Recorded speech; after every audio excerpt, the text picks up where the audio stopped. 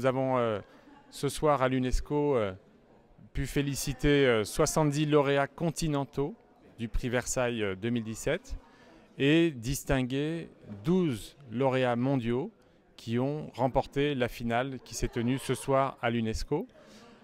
Donc nous sommes très contents de cette QV 2017 qui marque l'internationalisation très forte du prix Versailles et le travail que nous faisons pour essayer de faire mieux reconnaître l'architecture commerciale et tout ce qu'elle apporte à la vie des gens, puisque c'est une architecture effectivement du quotidien.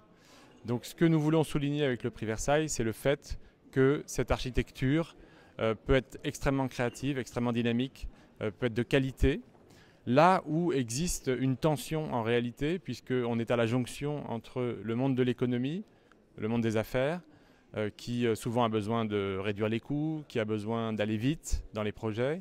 Et on est à la jonction donc entre cet univers de l'économie et l'univers de la culture, de l'architecture, qui lui-même peut être capable de prise de risque créative, peut être capable de grande qualité, peut être capable d'élégance, d'un certain nombre de dispositions, mais qui ne sont pas nécessairement en phase avec les impératifs de l'économie.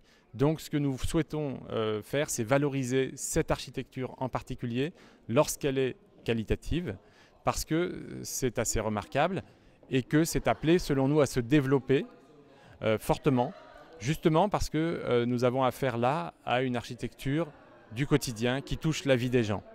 Donc cette année, nous avons pu distinguer 4 au niveau mondial. Les titres mondiaux ont été remis donc à 3 magasins, 3 galeries marchandes, 3 hôtels et 3 restaurants. Et nous souhaitons aussi remercier bien sûr l'ensemble des membres du jury du prix Versailles qui se sont fortement mobilisés, à savoir François de Mazières qui est président du jury, Guo Pei de Chine, la grande styliste chinoise, Toyo Ito, Gilles Lipovetsky, Min Jiayang, Guy Savoy, Wang Shu et Manuel Gautran. Je termine par Manuel Gautran qui est président de l'Académie d'architecture, comme vous le savez. Donc les membres du jury se sont beaucoup mobilisés. Ça a été des discussions difficiles parce que comme c'est une architecture très riche, il y a beaucoup de débats possibles, évidemment.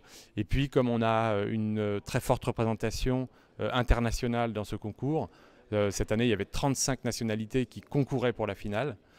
Donc évidemment, il y a des interprétations possibles selon les régions, selon les propensions. Et donc voilà, donc c'est une cuvée très intéressante, très prometteuse et qui témoigne encore une fois de la vitalité de ce type d'architecture.